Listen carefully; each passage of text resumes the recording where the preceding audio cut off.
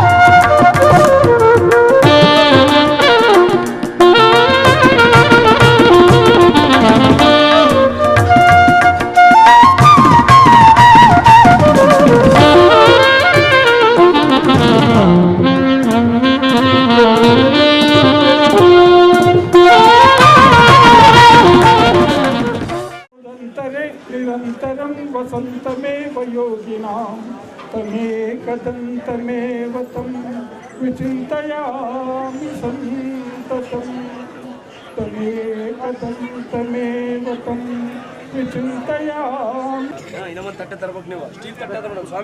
त्रैलोक्य संपदालेख्य समुल्लेखन भित्तये सच्चिदानंद रूपाय शिवाय ब्रह्मणे नमः. या देवी सर्वभूतेषु मातृरूपेण संस्थिता नमस्तस्यै नमस्तस्यै नमस्तस्यै नमो नमः.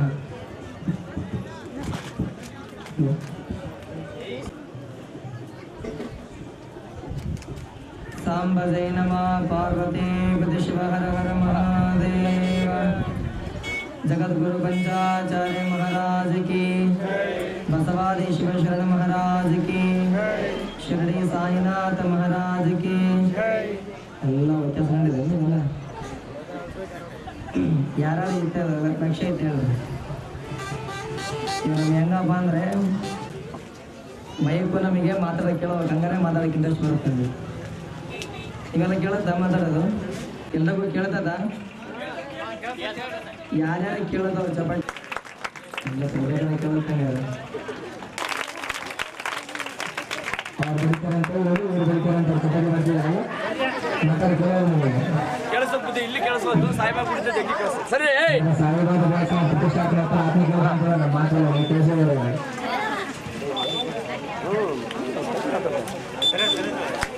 ಪ್ರಾರಂಭದಲ್ಲಿ ಜಗದಾದ ಜಗದ್ಗುರು ರೇಣುಕಾದ ಪಂಚ ಆಚಾರ್ಯರನ್ನ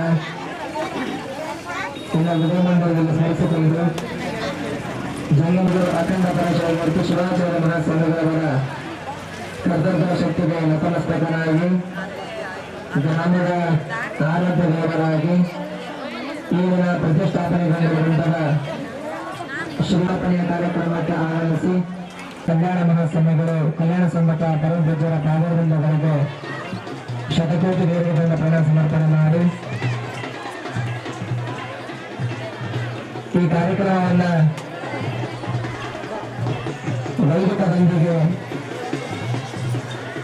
ಧಾರ್ಮಿಕ ಮಂತ್ರ ಭಜನೆಗಳೊಂದಿಗೆ ಪ್ರತಿಷ್ಠಾಪನೆ ಮಾಡಿರುವಂತಹ ಪುರೋಹಿತರಾಗಿರುವಂತಹ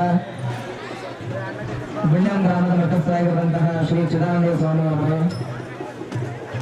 ವಿಲ್ಪಾಪುರ ಗ್ರಾಮದ ಶ್ರೀ ಬಸವರಾಜ ಶಾಸ್ತ್ರಿಗಳವರೇ,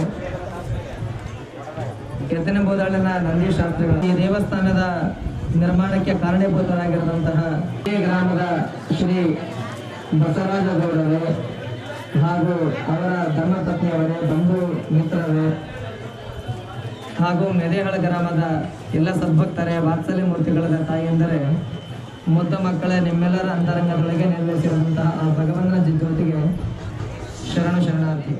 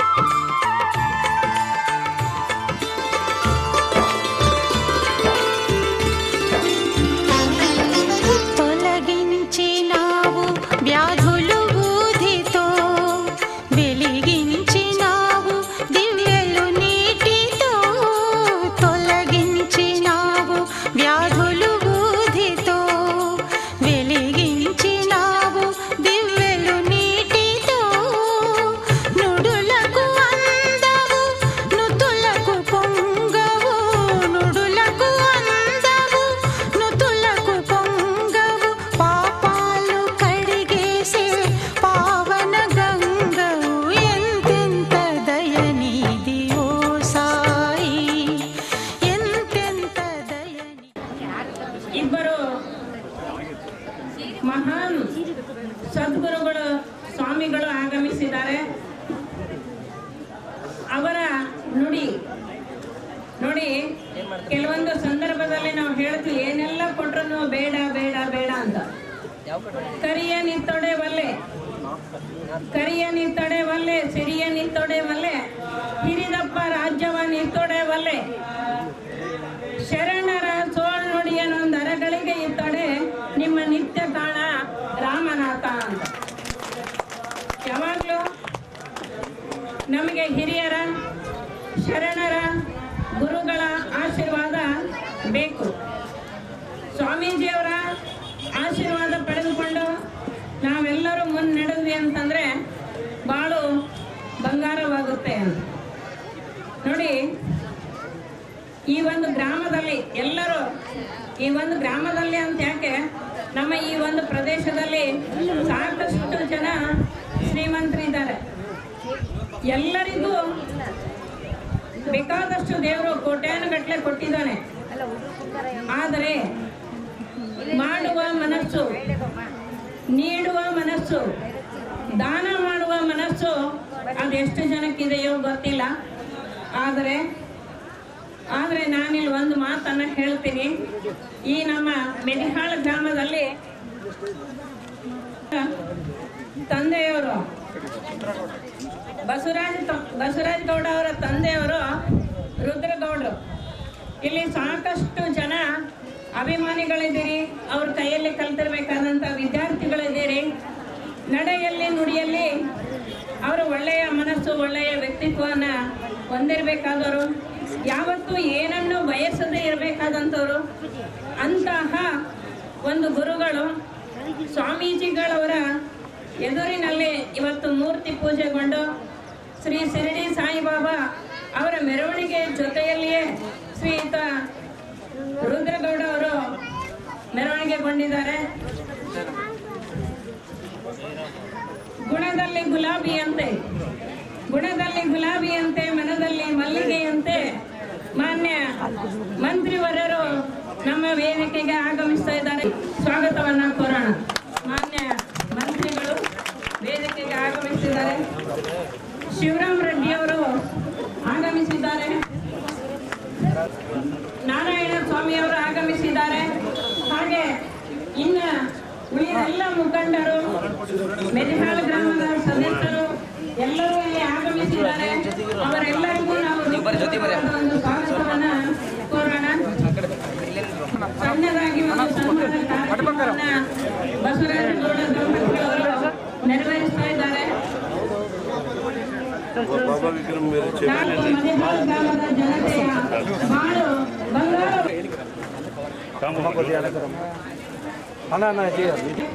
ಸನ್ಮಾನ್ಯ ಶ್ರೀ ಪಾಲಣ್ಣ ಗುಡ ಅಧ್ಯಕ್ಷರು ಅವರು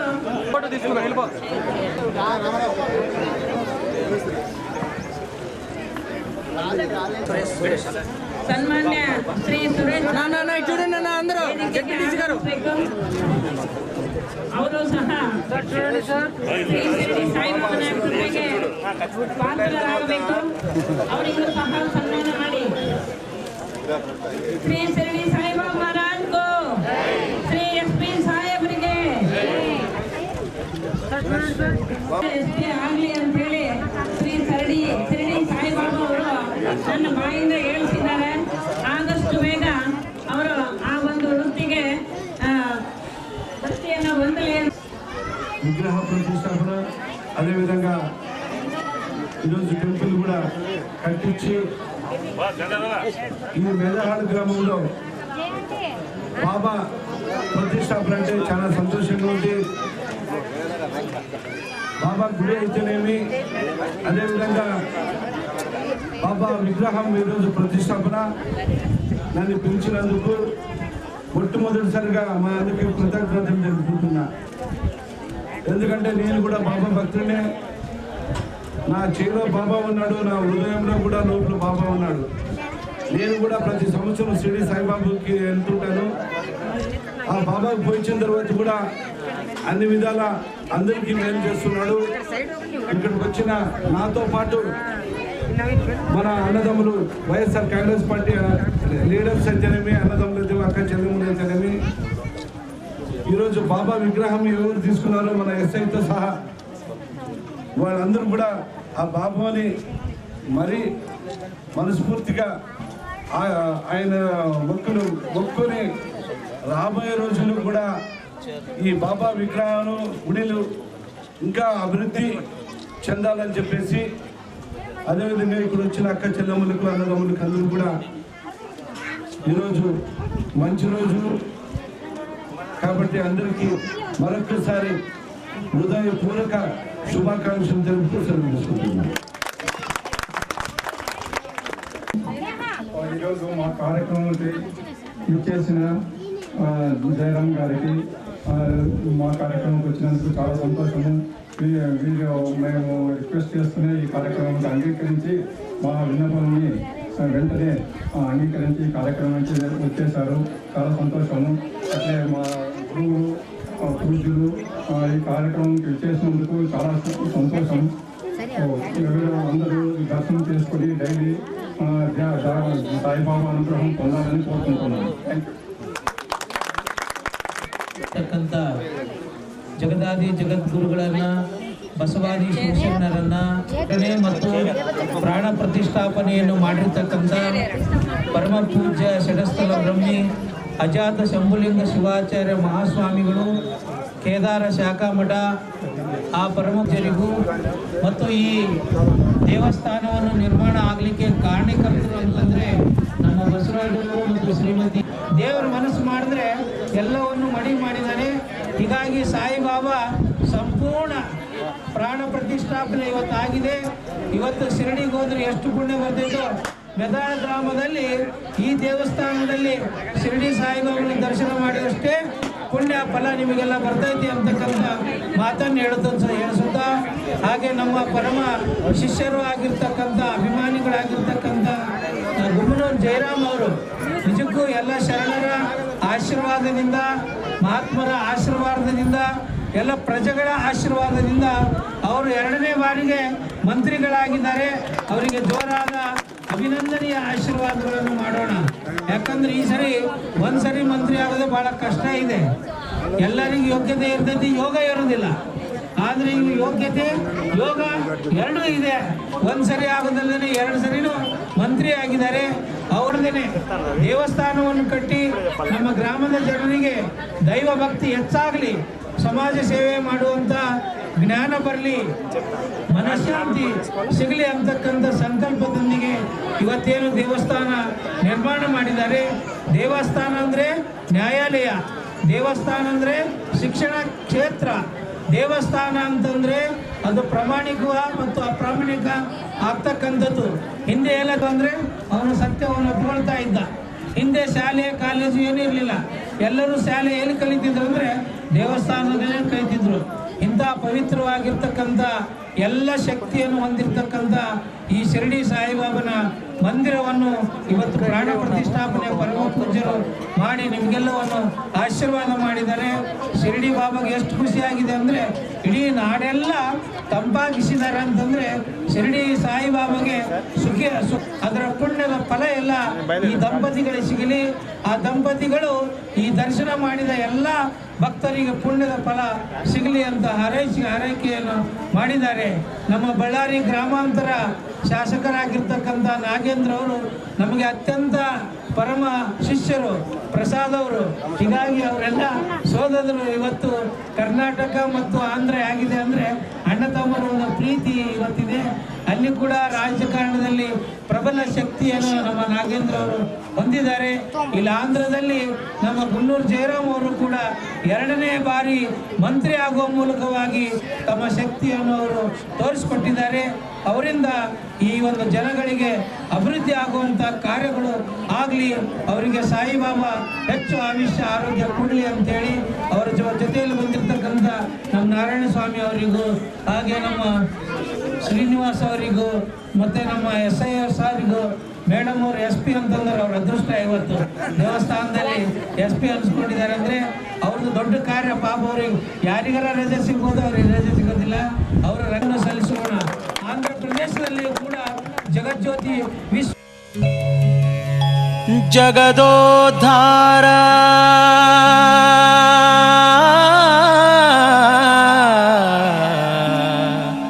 ಬಾಬಾ ಜಗದೋದ್ಧಾರ